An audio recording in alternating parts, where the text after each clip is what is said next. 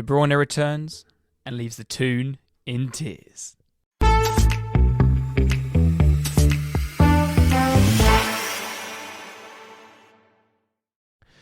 Good evening, Tate. Evening, Jack. How are you? Good, very good. How are you doing? Yeah, not too bad, apart from being absolutely freezing Yeah, cold. it's Baltic. It's got slightly colder over the weekend, but yeah, today is really quite chilly. Yeah, it was cold. How's your voice from the weekend? As you can tell, yeah.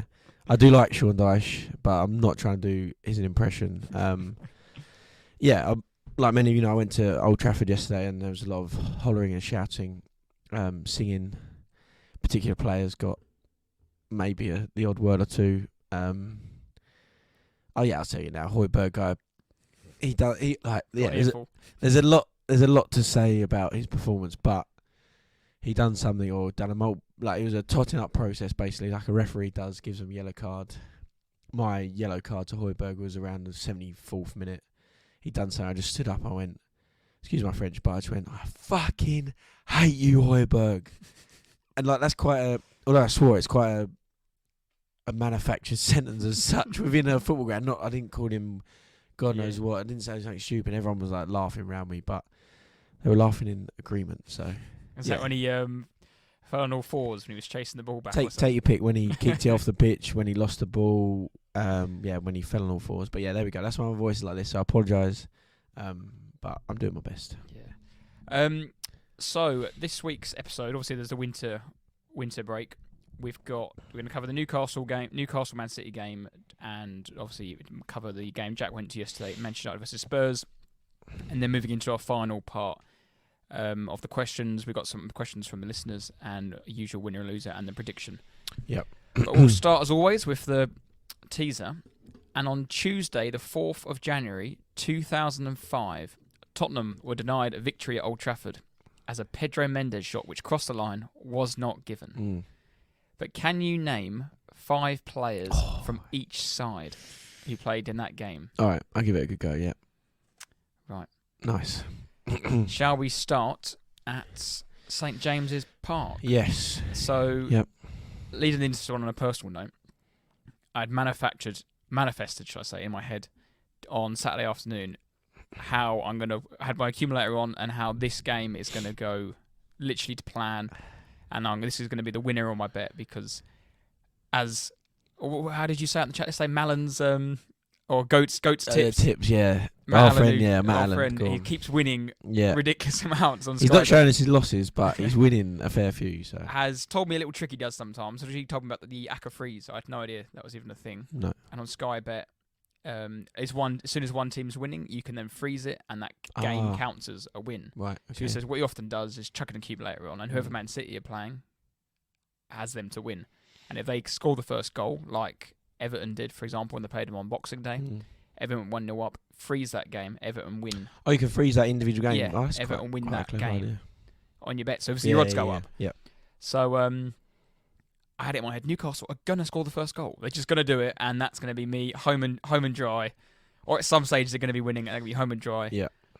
It didn't help that I think that was the 6th of the 6 games on my accumulator. And I think 4 before it lost. It's never good, is it? But it's always the way you plan it. You're like, tick. Yeah. Oh, it's just going to happen. What you spent the money before you even kicked off, and then, like you said, you're over before the Newcastle game even started. But St James's Park, tough place to go. Although they have lost their last 4 games. Yep. And they've got a lot of injuries, bit of out of form, not quite clicking for Eddie Howe's side this season. Manchester City coming back from, I think they played Sheffield United today, but they've still got some players back. De Bruyne was obviously on the bench. We'll be speaking about him. Yeah. I expected Newcastle to get something out of the game. I thought 5:30 game. I thought City would win because I knew De Bruyne was back as such, and Newcastle's team were quite depleted, and their form hasn't been great. They lost against Liverpool, but they got beat by Forest, beat by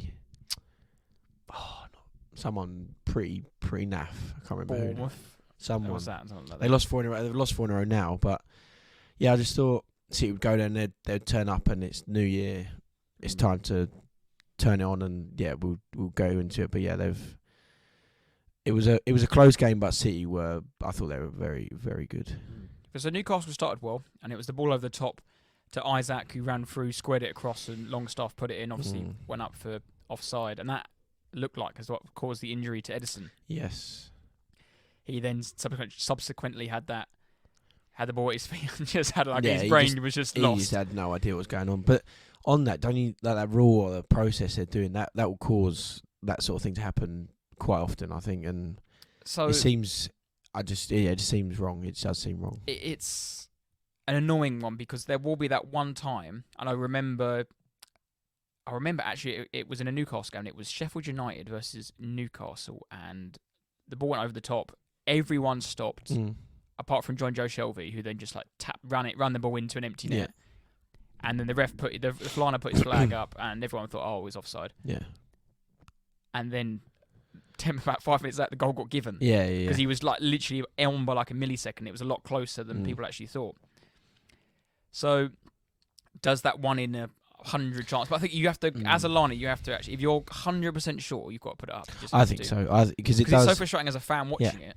And it sounds ridiculous, and it if buts or maybes, but Isaac could have sprinted through and pulled up. I don't know, Walker's chasing him, could have pulled up, or I don't know, whoever. For example, Edison got injured because they clattered, and I say this because it happened in the Spurs game as well. But the injury didn't happen. But a moment again, I think Garnacho or Rashford went through, and Van der Ven was chasing them back at the same time. And I think the goalie was coming out, so it would look like it was just going to be a head-on collision, but their United player sort of veered away because they sort of half-eyedly knew they were going to be offside, and Van der Ven cleared it, and the goal, big old bong there, have you heard that? But the goalie, Vicario, come out as well, and they stopped, they didn't, but it could have quite easily clashed, it could have been a very similar situation, so I think that rule, or whatever they're doing at the minute, I think it's going to cause more good than bad. More bad than good, sorry. And the injury forced off Edison, who I actually said before the game, it was his 107th clean sheet for Man City he was on, which is some stat. Yeah. But like you said, City grew into the game, and it was shortly after, was it half an hour mark, something like that? Yeah, Bernardo Silva. Walker putting a ball, and what a finish. No, joke. Lovely ball from Carl Walker. He's had some week off the pitch. Yeah. What is he up to? Having his name dragged through the papers again. But what a finish. Yeah, brilliant. He's just so good, Bernardo Silva. And that game, he just showed how good he is, and he later got taken off for another unbelievable footballer. But yeah, Bernardo Silva is just one of those. You talk about De Bruyne, Haaland, and Rodri, and whoever else, but yeah, you don't realise how much of a player Bernardo Silva. He's almost so slow. He's almost so slow as a modern day footballer, but he's just unbelievable in every other department. So it's irrelevant. I also thought Dan Burn, when they were celebrating, what was he doing? Yeah, Why I didn't watch the game live, admittedly, but the way Match Today cut it sort of came like that came from the Gordon foul. I think they're worried about the foul, but Gordon wasn't was it like fine. 45 seconds a minute later? Yeah. That it happened, and he got himself back on the pitch, and that's how basically Match Today's edit was. It was like that caused the goal, and he came over wagging his finger. Didn't he? The City have scored a goal. They're trying to win the league. They're playing Newcastle, a very good side at home, and they're going to cause them problems. And whether Dan Burn's got the ump about the Gordon thing or not, but the City have celebrated. I don't really get it. Can't imagine they were doing too much that any other player wouldn't have done to the home crowd. So. Yeah, I thought that was a bit rough. Dan Burn, get on with it, mate. You're 1-0 down, and you win some, you lose some. Yeah. I can't remember who it was against, but I do remember a really dodgy goal going in at St James's Park against a certain team. I don't know if you can remember which team that was. When it might have gone out of play. There was I don't know. Yeah, not sure. There's a lot of things going on. I'm pretty sure Dan Burn might have celebrated that one. Yeah, exactly. No, yeah, you're right though. He just it was very unnecessary. I thought, and to be honest, I didn't think the foul or what they thought was a free kick on Gordon was much, and like you said, it carried on. He got up, Gordon got back in shape, and all the rest of it. So, yeah, I thought it was pretty unnecessary. And shortly after, wasn't it? It was 35 minutes actually. Was Isaac got the equaliser? Lovely ball from Bruno Gomes over the top, ran through, then cut back. It was a lovely finish.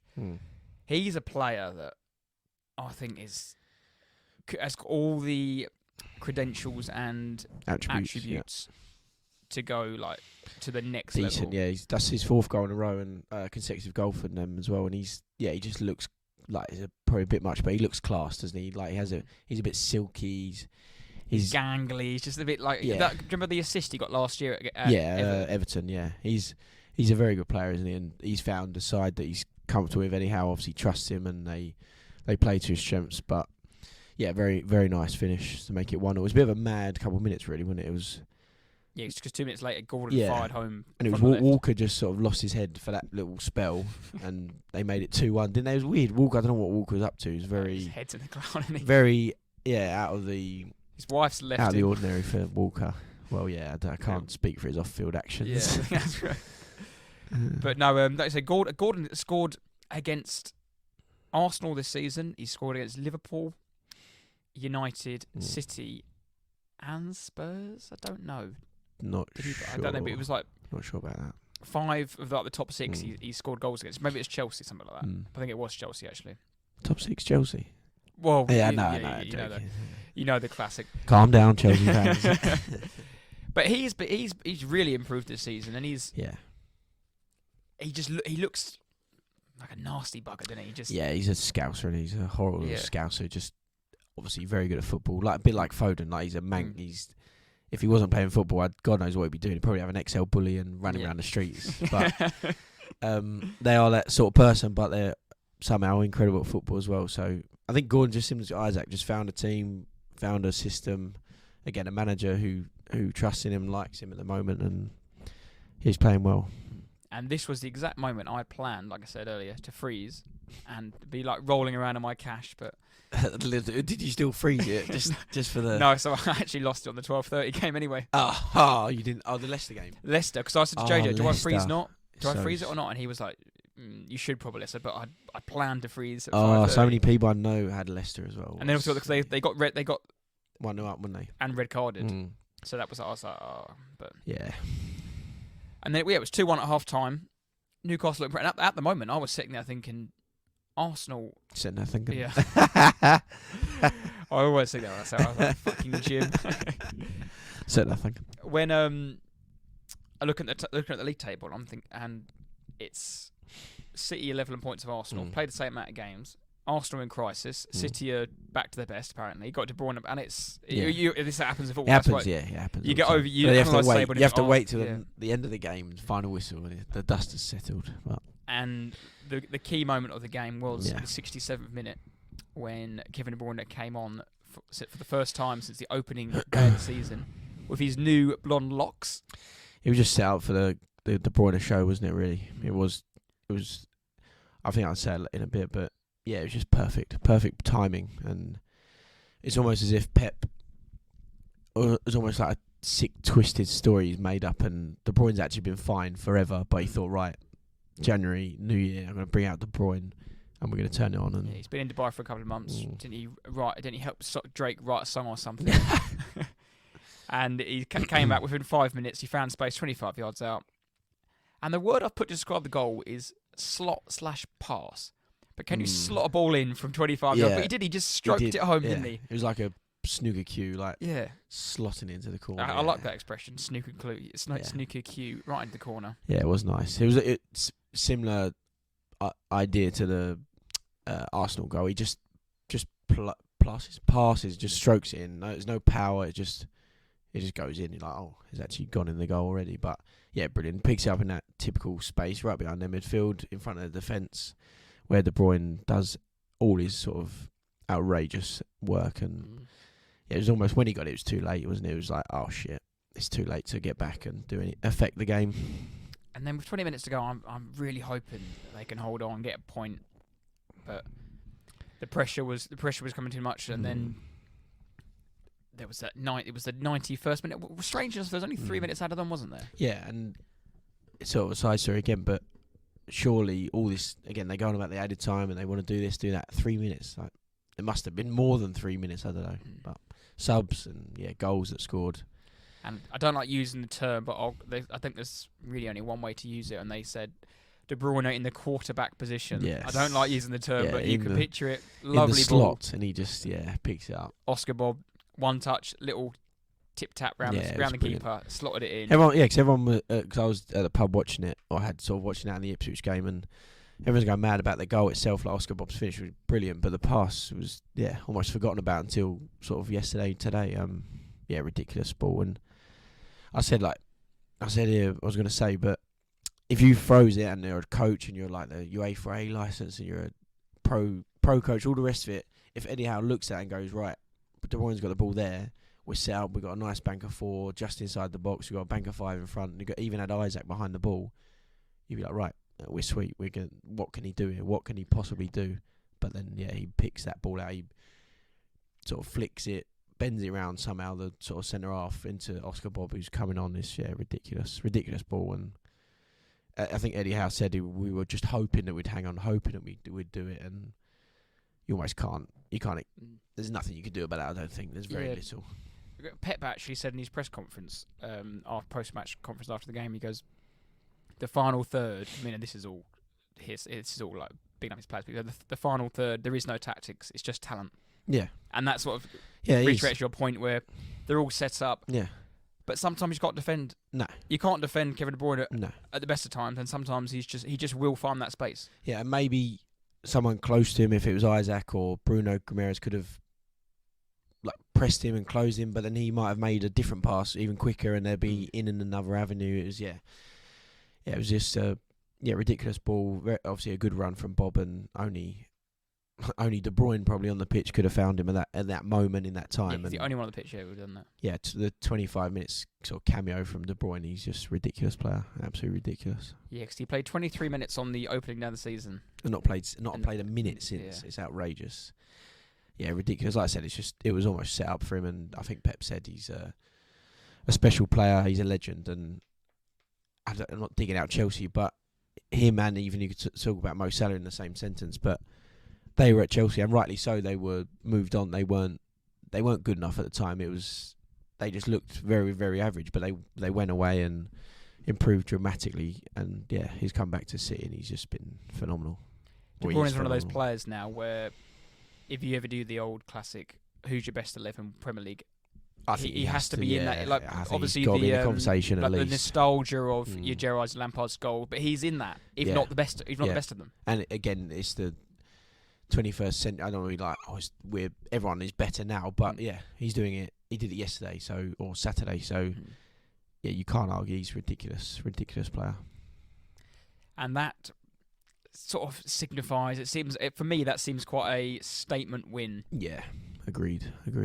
Where you just think, because you notice on the bench they celebrated that goal a lot. Yeah, they were over the moon, and rightly so. They knew how big that moment was, the game, and I think City on 43 points now, 2 behind Liverpool as it stands. Obviously, the weekend of fixtures ahead.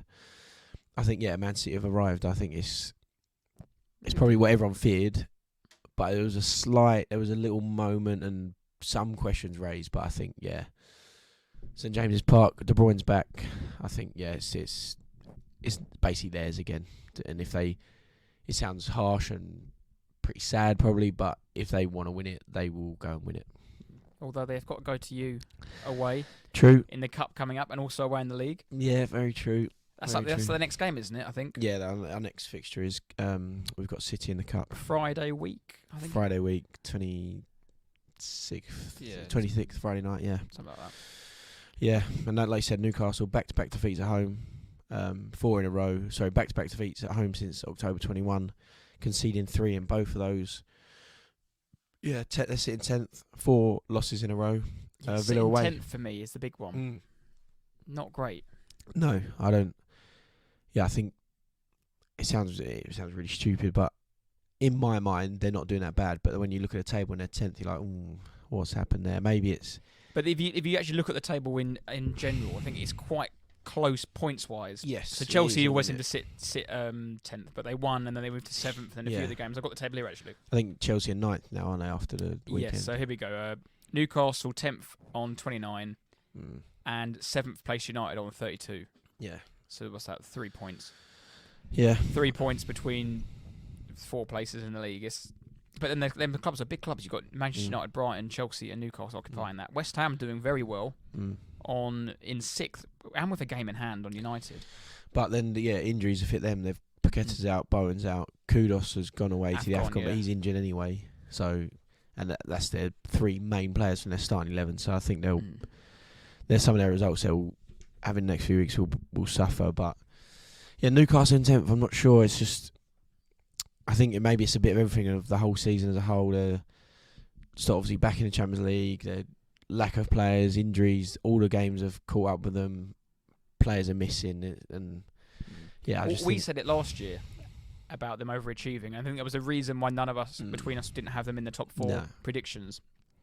I think we both said last year Chelsea were rubbish, Spurs were crap, Liverpool weren't great. Liverpool finished 5th last year. Yeah, and that's 3 big teams. Yeah, and I think this year you've got at least 4 sides, Villa or 5 sides, Villa included, that are playing well. They are playing good football, and that is the top. Super 8 is the top 5 right now. But like you said, last season there were maybe 2 or 3 sides playing really well, and I think now we'll go on to them. But United from last season, that wasn't a true reality, if that's the right word for it, but a true reflection of what's actually going on.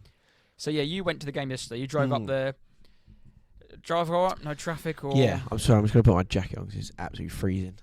So yeah, well, we're previewing the game, and if the Spurs win would have put them above Arsenal into 4th, I believe, and a United win would have taken them a level on points with West Ham. Yeah. So a big chance for both teams to draw some, and it was the big crucial point was if Spurs won, I think there would have been 9 points above Man United, I believe it would have been. Yeah. Which is a big. It's a big moment, I think. It could have been a big moment in the season. Yeah, no, it was good. It was a good day. Nice drive up. Fair few of you went, didn't they? Yeah, we had a car full, and then we obviously met some people up there and stuff. But yeah, it was very, very good. And obviously, again, your mood and how you feel the day went is reflected and affected, by the game and how your team performs. But yeah, we were quite confident. But then it was that we all knew, we were praying that Kulusevski would be fit, but it didn't quite happen. When the team was announced, we got a back 5 back. It was great, fantastic. But then you look at the midfield, and Bentancur was unfortunate as being there, but it was an abomination of a midfield 3, and our front 3. Not thankfully, but Richarlison was very good, and then Johnson and Timo Werner. There's a lot to say about Timo Werner, I suppose, but yeah, Johnson at the minute is not looking good. But yeah, we were very, very confident, and then the team comes out, and you're like, here we go. This could be classic Spurs. And then when they make it 1-0 within 5 minutes or 3-4 minutes, whatever it was, you're like, well, here we go then. It's classic Tottenham. But yeah, the game panned out quite different. Yes, I didn't really know what to expect from this game because Man United just are a weird team, and obviously Spurs have been good this season. But with your midfield out, wasn't too sure, and obviously you didn't have your Son wasn't playing, and probably your talisman up there. But Richarlison has been playing well, but the goal didn't seem to throw you off. I think it sort of came early, and Man United didn't deserve the goal. Obviously, it was 2 minutes in, and then you just sort of settled, played your football, had a couple of chances, knocked the ball around, a couple of corners, and then the goal came from Pedro. I can't remember one player taking so many corners in one game. Yeah, but doing well on every. He took 13, all 13 of them. He took. And they were like, we found someone, and we've got someone now that can actually take, or seems to take a set piece very well. And you look at the other side, Eriksen taking it for them can't be the first man, and he was doing that for years for us, but no one ever listened. But yeah, no, it makes it sounds ridiculous, but it makes a huge difference because so many goals are scored from set pieces, corners, free kicks. So yeah, like you said, at 1-0, we almost laughed at each other. Like, Højlund, like I said, has been a meme all season. He scored 1 goal in the Premier League, has been unfortunately absolutely ruined on social media, and he smashes one in top corner. What a finish! Yeah, what a joke. But then what is the luck of that? Like, and then Rashford plays like Pele the first half, makes it 2-1, and you just think, what? Pele's second half. No, and then second half, thankfully we improved dramatically, and they didn't get much better. But yeah, when it was 1-0, it's like, here we go. But like you said, we didn't buckle, we didn't just crumble under under the Old Trafford lights, and that could have. And years gone by, that's 2-3-0, easiest game for Man United. But yeah, Richarlison's Porro's corner, Richarlison's nice little glance header makes it 1-1. We're back in the game. Yeah, 6-6 for Richarlison, isn't it? 6-6 for the Brazilian, 7th league goal in the Prem. Which is very good. Very good return. And like I said, that he just continues to knock the ball away, playing nicely. And again, United went ahead in Rashford, but that sort of came against the run of play. It was a bit scrappy in the middle. They got a ball out wide. Højlund and tried a little 1-2, didn't really quite, and then he just somehow got a bit of space from Porro and slipped it in. It was from when we scored, we were playing some really nice stuff. We were breaking free, we were playing out from the back, and Porro was getting free, and we were finding players going forward. We weren't really producing much in the final third, and Werner basically, and Johnson. I don't know what's wrong with Johnson. His crossing, which is basically a pass. He was just lead foot, just ballooning them across the box and whatever else. I do think Johnson is a bit of a Werner, though. I think that's just his. Possibly, he's really pacey and he's a threat.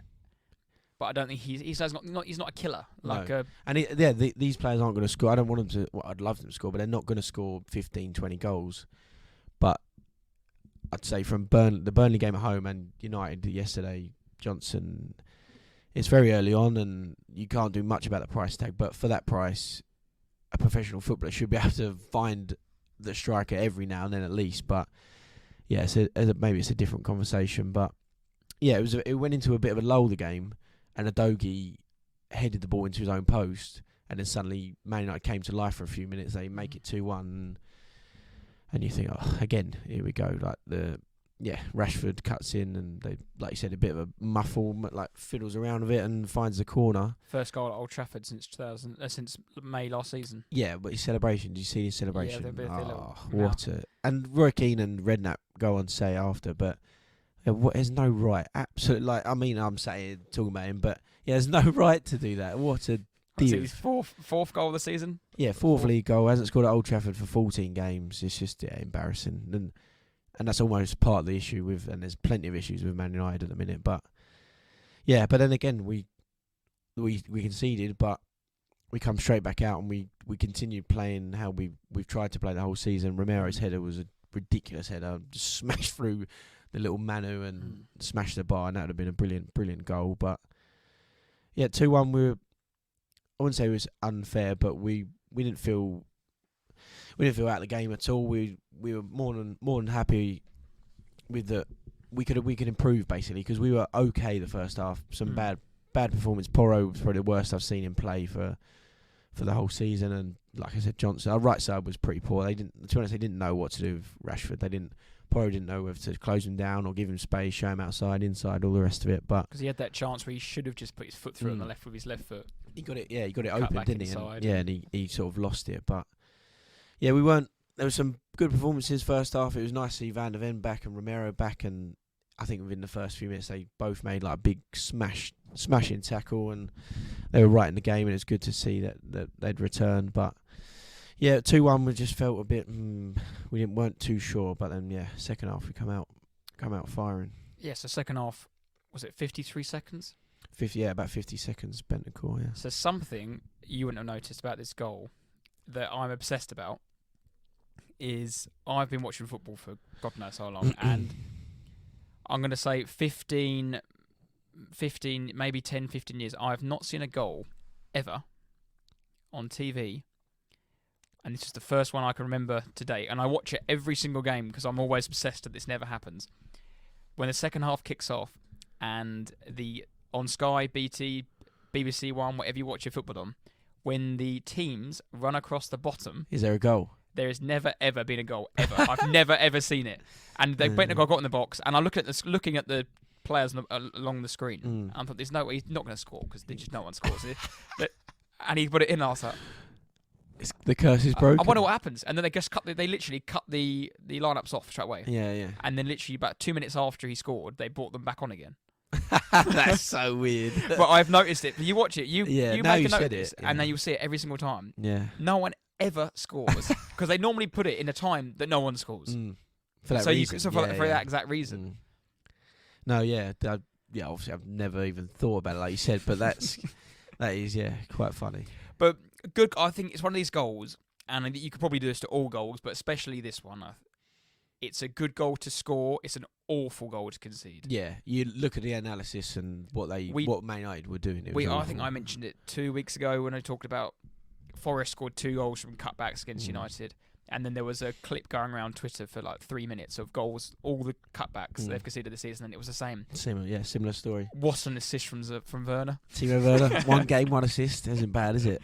Isn't bad. Plays the ball into Bentancur, tucks it, touch. Maybe a little bit too heavy, sort of. Johnny Evans doesn't really know what to do, and he takes it again, and then he smashes it in with his left foot. Yeah, obviously I was buzzing at the time and didn't really care, but it was pretty poor goalkeeping. I thought sort of through the sort of.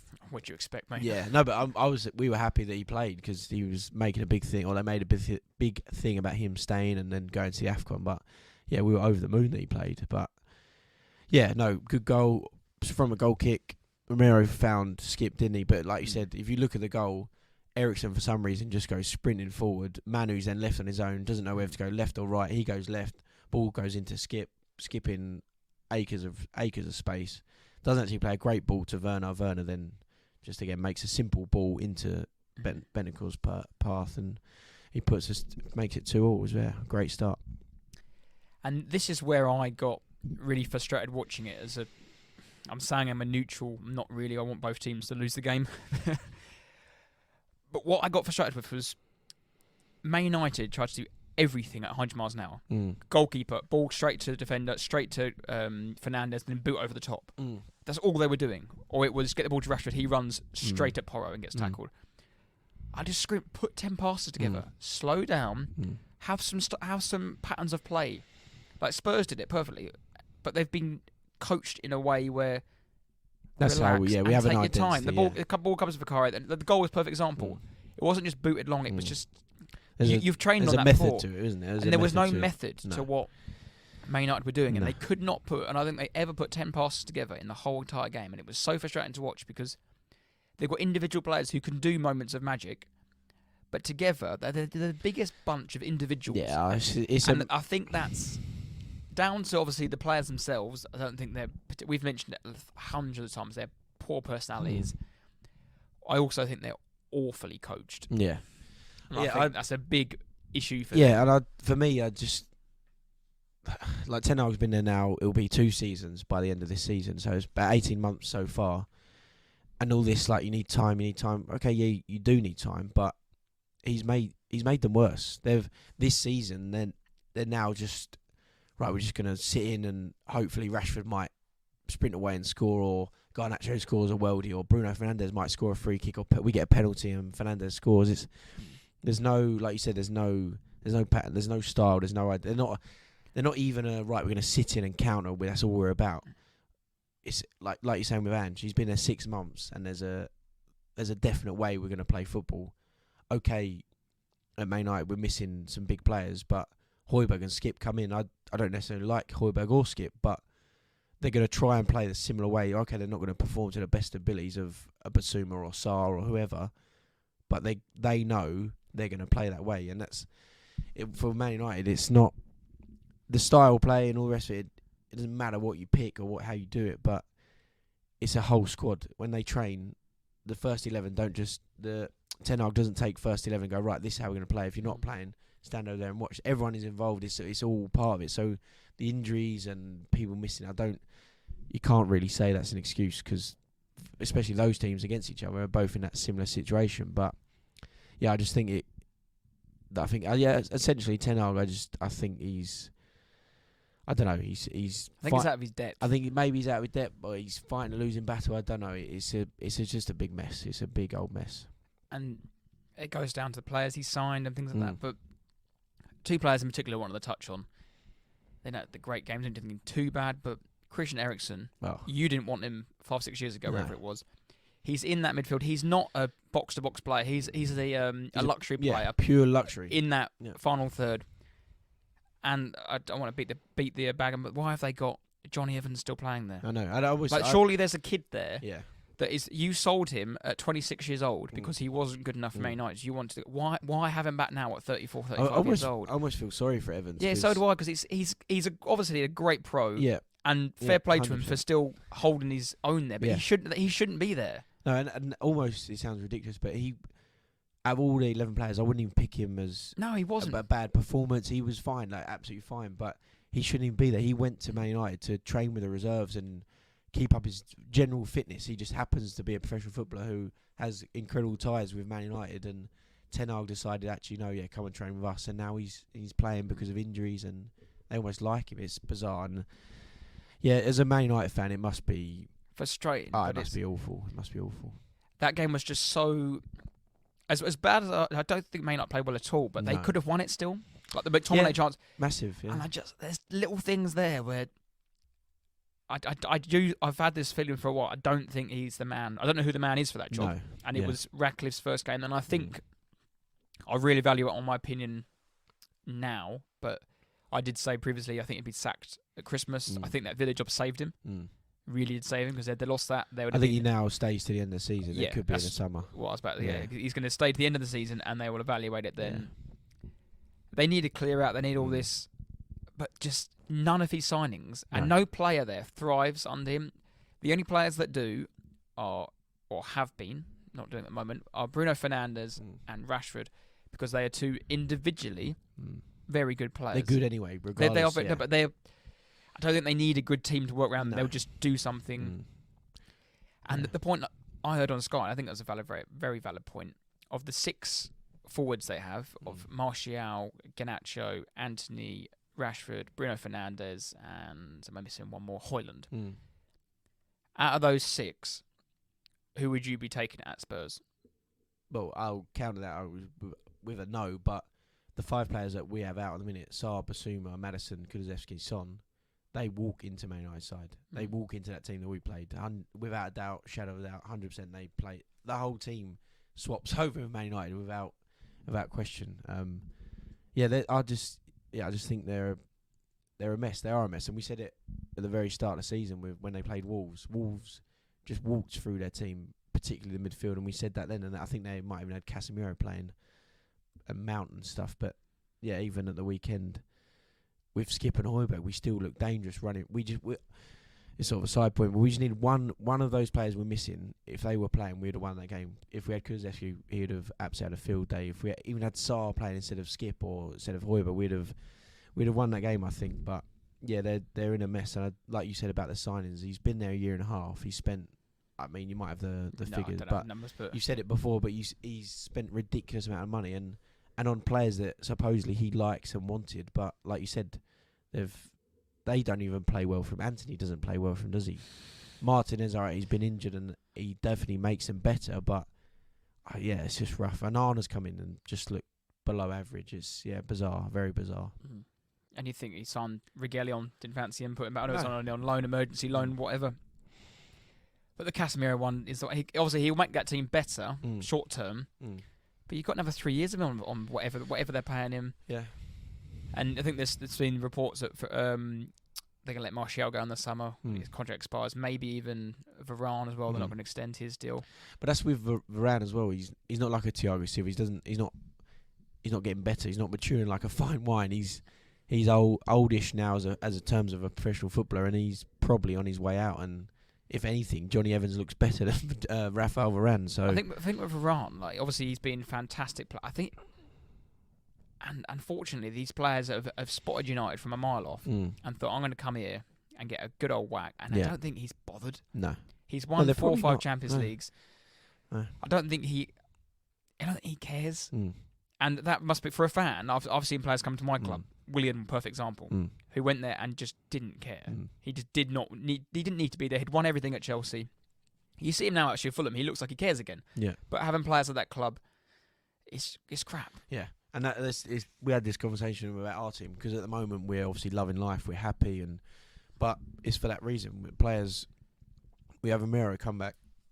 Van der Ven come back, and within 2 minutes they've smashed someone because they've had it was almost like an old school, right? You've had an injury, we need to make that big tackle, and right, I'm back. And even Porro come out the second half, played a lot better. Dogi was brilliant again. These players, they like Kulusevski all week apparently was begging to play football because he wanted to play against Man United. Bentancur has come back way earlier than he ever should have done, and it's just a contrast, and I think I've said it before, and you might have mentioned it, but Man United and Chelsea in particular, it must be just a horrid time to support those clubs. It must be. Who do they have up next, United? Do you know? Obviously, it's FA Cup. They've got.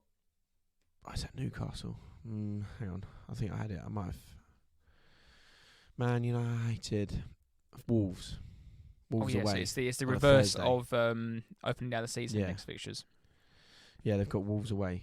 And Wolves are very good at home. Very good at home. And they're even better at home against the so-called bigger sides. Better teams, yeah. And that's the only... I know, again, I was saying, like, it was a draw Sunday. It was only a draw for Spurs. But it goes on to the point about what Roy Keane was going on about. But for me... And United have done that. They've... Against the bigger sides, the bit of a rivalry, a bit of a grudge match. Liverpool away, they drew.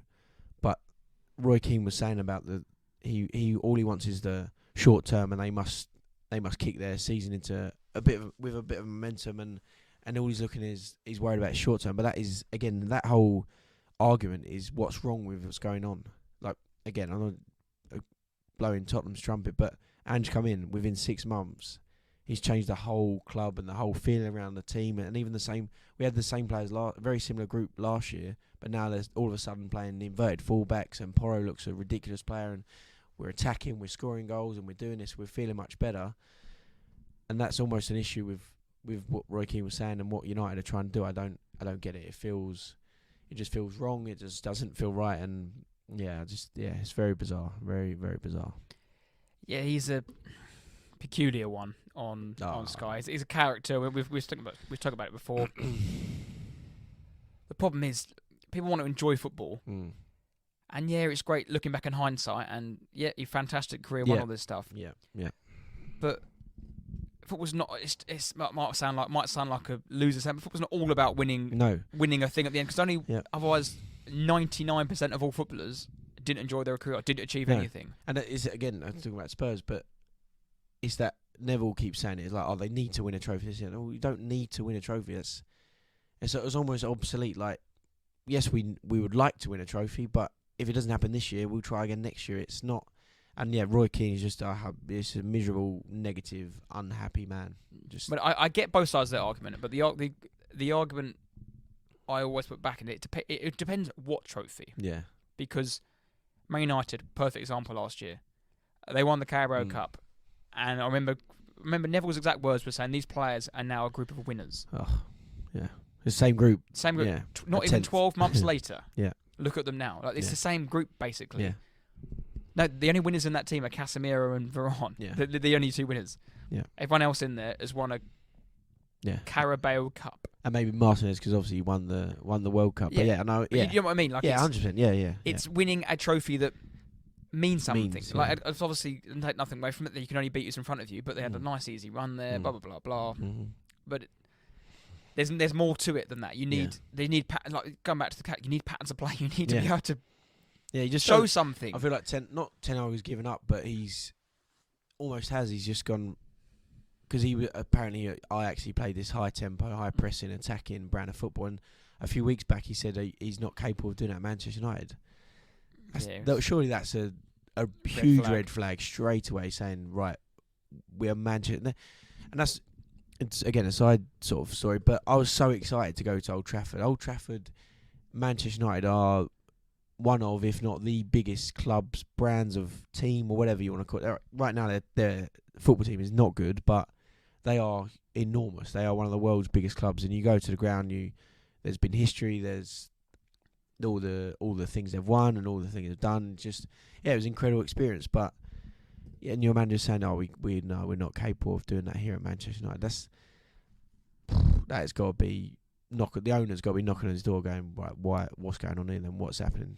Like, we've given you X amount of money, we allowed you to bring these players, and you're saying you can't play the style of football you want to play.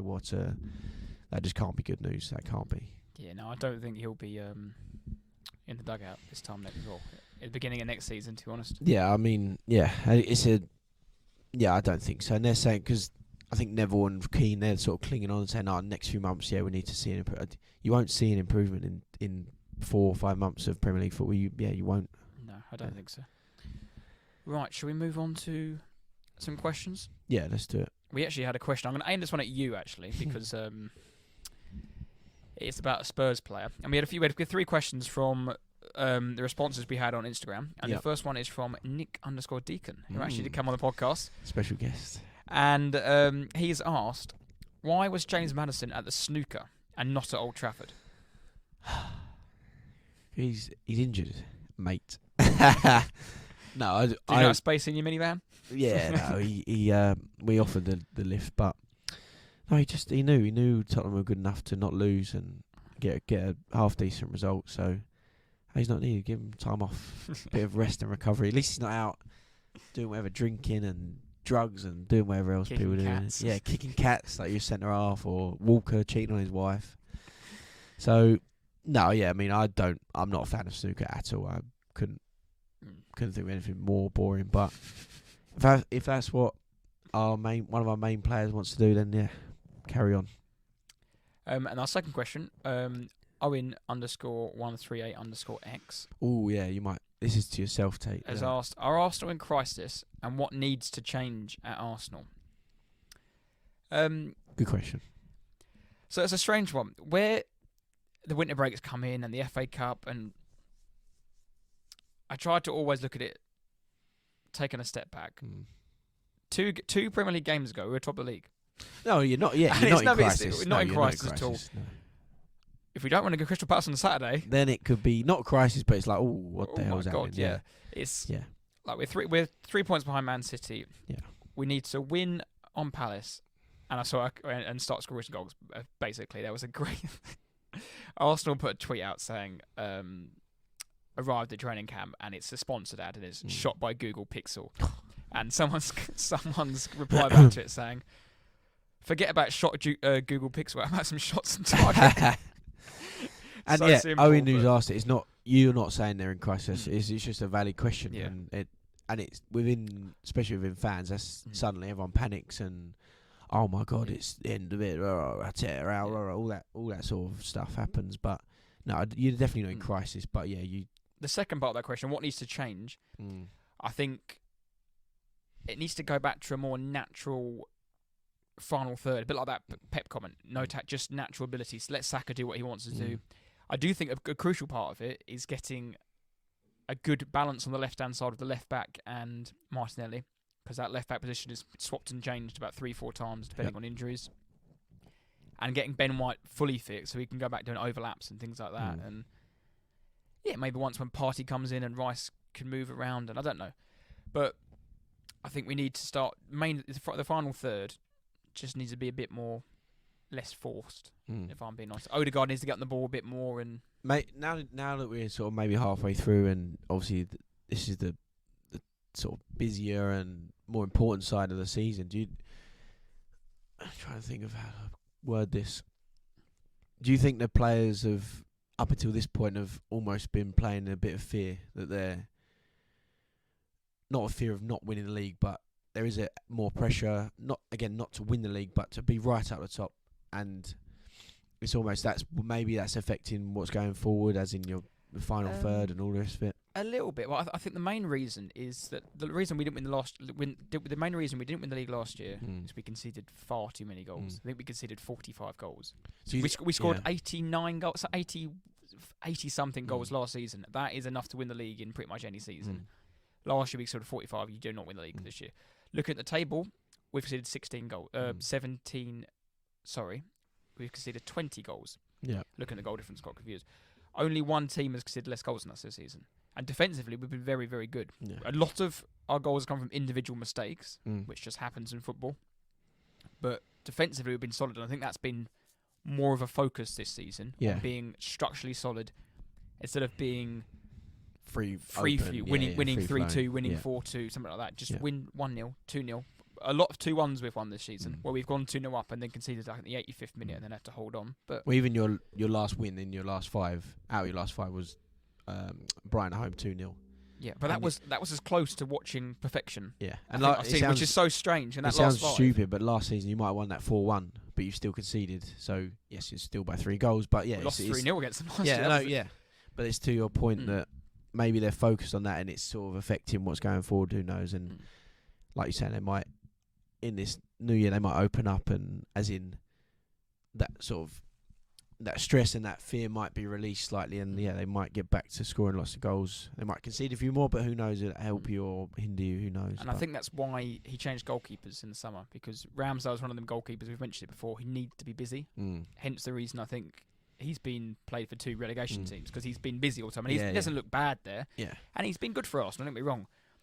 But Arsenal have changed their approach this season. They don't want to concede shots, let alone goals. No. And I remember that Brighton game, perfect example. Brighton at home, they had 1 shot the whole game. And we've just played Seville in the Champions League, and they had 1 shot in the 96th minute. And Raya, so far, the last 3-4 weeks have been okay. He hasn't had much to do. We haven't been great, but he hasn't done anything wrong. But you haven't lost or drawn because of We'll move on to the third question from James Boyle, which is J_Boyle on Instagram. And his question is, I think you should answer the first one, I'll answer the second one. Your favourite Premier League player under 21 right now? Destiny Udogie. Full stop. I could have named that. So Nick Deacon, if you're listening, Udogie is ridiculous. A ridiculous player. And then the favourite Premier League player over 30, and I'll take this one. And I'm going to go with my mate, Mohamed Salah. Yeah, I thought, because obviously Very you see it, player. but mine are sort of related to Spurs. So yeah, Udogie, obvious one for me. And then even for me, Spurs, Son, he's probably we obviously have older 30-plus players, but who actually plays and is good. Then yeah, human Son. But yeah, in the league you've got ridiculous, like De Bruyne, for example, 32, Van Dijk, 32. Thiago Silva, they're not necessarily my favourite players, but yeah, there's some brilliant players. Even not he's a brilliant player, but a very true professional, if you like. James Milner's 30 odd and still going. So yeah, I think there's plenty to choose from. But yeah, Arsenal only have the one, I think, Jorginho. Yeah, and he's not. Yeah, no. Well, but any youngsters, Arsenal? Not that young anymore. No. 20. They under, were that 21. group. This group were a couple seasons ago. But 21 Arsenal don't have a player under 21. I was looking today. No. I was thinking someone like Evan Ferguson, very good player potentially. Yeah. Yeah. There's a lot for Arsenal. That Arsenal's age group is now like 22 slightly to like raised, 25. Yeah. But then it's the same group that have been together for a good couple of seasons. So yeah, that's us really. Saliba's close, but I think it's 22 now, 21. Yeah, we have some very good young players that are playing in the first 11, like Udogie, for example. But below that, we don't. We have some good players that are trying to come through. Donnelly, I mean, I don't know. I know very little about these players, but yeah, there's not a sort of an 18-year-old that is like, oh yeah, he's gonna be. I don't know. Donnelly might be. I don't know, but yeah, no, good question. Thank you very much, lads. Thanks for the questions. Right, should we do a little prediction? Yes. For next week, I think it was my turn. You said Cole United, didn't they? They drew 1-1 at the end, didn't they? Colchester, Bradford. I said Colchester win. You said a Bradford win. It was 1-1. They got a equaliser again. That's 2 draws out of 2 for the Cowley brothers. Let's have a look. Saturday 20th. Oh, Premier League stinks on Saturday. And Arsenal playing, but League One. Let's go League One. And let's go Wigan versus Reading. Oh, okay. See, Reading have had some off-field issues. They got their game called off that weekend, didn't they? Pitch invasion. I think something came out on Sky Sports this afternoon about Reading, that their owners come out and said it's something. Been fined again, I think, or something like that. Yeah, they're in a right old state, and yeah, again, we moan about the Premier League clubs and whatever's going on, but below the Premier League, some clubs they're in. As a fan, it must be awful, and yeah, Reading is a prime example. I don't know the ins and outs, and I can't really say what I don't know. What I would say is not truth, I suppose, or like to my knowledge. But yeah, it's a terrible state of affairs. However, go on. I'm going to go for a Wigan 2-0 win. Nice. I'm actually going to go Wigan as well. I think 3-1 to Wigan. 3-1. And Sean Clare assist. My old mate Sean Clare. I'll write it down, and we shall see. We shall see. You would have seen in the week the new feature we had, the Who Am I? So well done for getting those right. Ivan, Tony, we had a few DMs, and I think it was George and McLean. Aaron McLean. Had Aaron a little McLean nod got of, the yep, Ivan. got the result as well. Yeah, yeah. No, there's a few good guesses. And So we will put on a next one this week. Yep. So keep an eye on that and drop your comments or drop a DM if you think you know the player. Yeah. Yep. But let's move into winner and loser of the week. Do you want to kick us off with your winner? Yeah, I've gone. I think my loser was easier to pick for me, or there's more options for the loser of the week. But my winner this week is Pep Guardiola. He has the golden boy back, or the ginger boy is back. The return of Kevin De Bruyne is perfection for City and Pep. There was some noise, like I said earlier, rumbling. They weren't quite sure what was happening. Some results weren't going their way. People might have raised the question that, what's happening? The credentials in the league, blah blah. But yeah, that man's back. Kevin De Bruyne has returned in the new year, fit and healthy, and I think this is their time to charge for the title, basically. So yeah, Pep Guardiola And winning the FA week. Cup, hopefully. Yeah, probably FA Cup. Don't know, playing us. So My winner of the week is PSV Eindhoven. They won the week a few weeks back, but they've come back from their winter break and to a 3-1 win against Excelsior, maintaining their 100% record so far this season. bloody hell. Playing 17 games, winning all 17 of them Nice. in the league. And obviously, I got a good few friends in Eindhoven, so this is a shout out to them. Nice. So yeah, PSV winner of the week. Very good.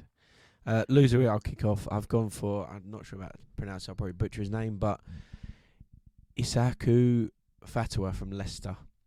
I don't know if you saw, obviously you had your bet on, but I think he's only 19, 20-year-old, but he's on loan from Sporting, and he played in the big derby game, Coventry-Leicester, and actually got sent off when they were 1-0 up, and he turned down the opportunity to represent Ghana at the AFCON, due to he's focused on the loan deal, wants to play for Leicester, all the rest of it. But yeah, he was red carded in Leicester's 3-1 loss at Coventry, and now he's banned until February 10th, which is actually the final of the AFCON. So he's had a shocker. Loser of the week.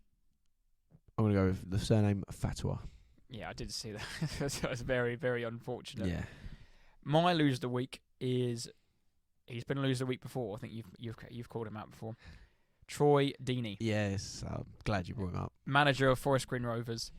You would have seen a couple of interviews he's had over the weekend, digging at his players, throwing them under the bus.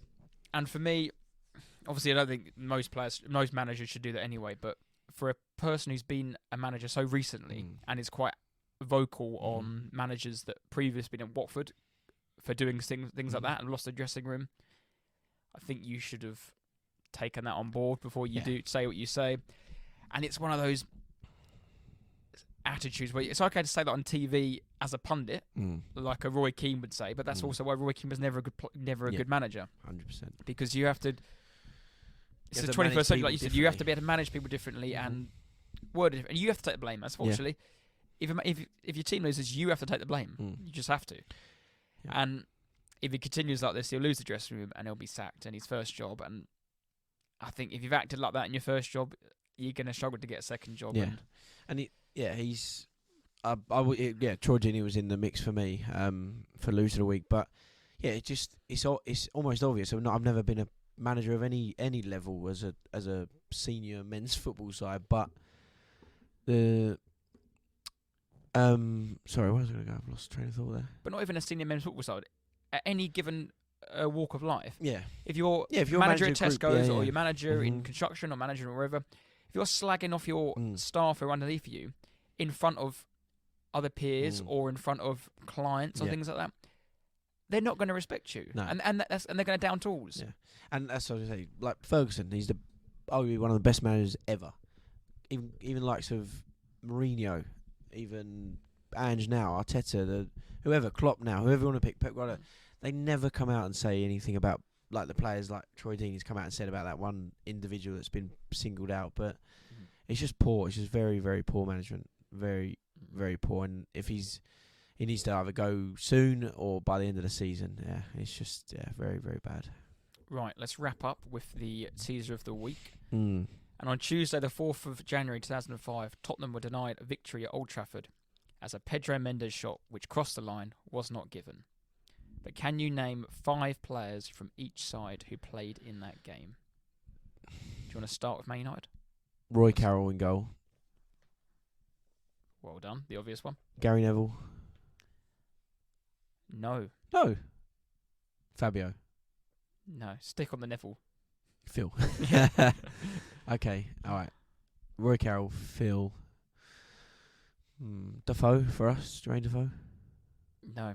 Okay. What am I doing here? Pedro Mendes. Oh. No. Obviously he doesn't count. I'm trying to just think.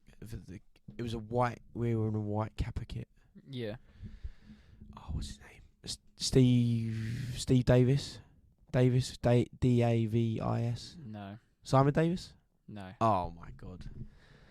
How's it not Steve Davis? 2005. Stephen Carr. No. Oh no. That was a shocker. Noé Pamro. Yes. YP Lee left back.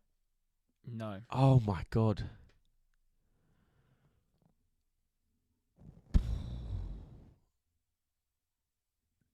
Anthony Gardner, centre back. He came on in the 90th minute. Correct, I'll give him.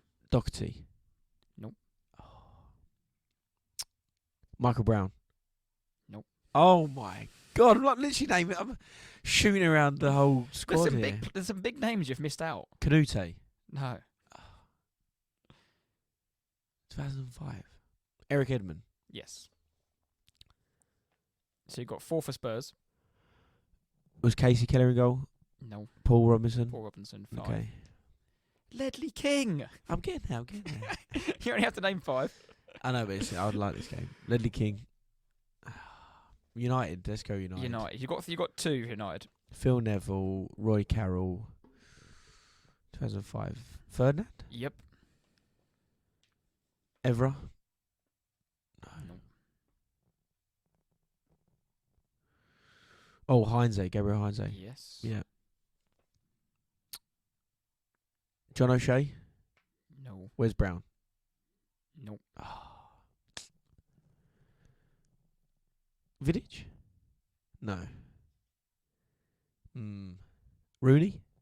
No. No. I'll be guessing again. Ryan Giggs. Yeah.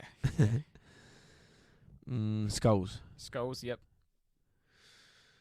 A centre back. Give me a clue for the centre back next to Ferdinand. French. Sylvester. Yeah. Yeah. But I don't know. Yeah. Cristiano Ronaldo. Oh, Ronaldo. Yeah. Played. Roy Keane, one of his final games. Oh, Roy Keane. Fair enough. And then you had Alan Smith and Darren Fletcher. Who's Spurs squad? I've beat around the bush there. Paul Robertson. Yeah. Noel Pamereau. Naybet. Yeah, Norridin Naybet. Yeah. Edmund. So King Edmund. Eric and then you had Dean Marnie. Dean Marnie, yeah. Pedro Mendes. Michael Carrick. Oh, Carrick. Michael Ricketts. Michael Ricketts. Wow, Yeah. I was never going. Who then got subbed in the 90th minute for Gardner. Right. And then you had Christian Ziegler. Yeah. And Robbie Keane. Robbie Keane, yeah. Subs not used were Bunadjigovic. Bunjacevic, yeah. Fulop Yeats and Phil Eiffel. Oh, that's a classic. That's the tweet, like name random footballers. Phil Eiffel, that is a joke of a name. And United's unused subs were, they had subs, Jonathan Spector, Bellion, yeah, Jemba and Ricardo. I don't remember who that was. Oh, sure. Nice. Yeah. Who's the goalie? Not Roy Cow. Who's the? They didn't have a reserve goalkeeper on the bench, I think. No, Unless it was Ricardo. Possibly, yeah, Ricardo. Ricardo. He might have been a goalie. Yeah. No, good question. Right, no, thank you all for listening. Just over the hour this week. Yep. And we'll be back next week with similar sort of show with the 5 games. Yeah, I quite like how it's split this week, and there's not too much football in the week. Although obviously we love football, but yeah, when there's cup games and then league games, I think it's too much sometimes. So yeah, the split is quite nice, I think. Yeah, and it's obviously we got Carabao Cup semi-finals this week. So and is there FA Cup replays this week? FA Cup replays as well. Yeah. Could be a Middlesbrough Liverpool final. Oh, that'd be nice, wouldn't it? That would be nice. Well, it'd be nice for Chelsea to lose. But right, now thank you all for listening. Thank you for your questions and your interaction on the page this week. Yep, and continue to do that when the Who Am I comes up. Make sure you get involved. And like I said, send us DM or comment, whatever. But yeah, thanks again. Yeah, and we're back next week. And stay loyal. Stay loyal.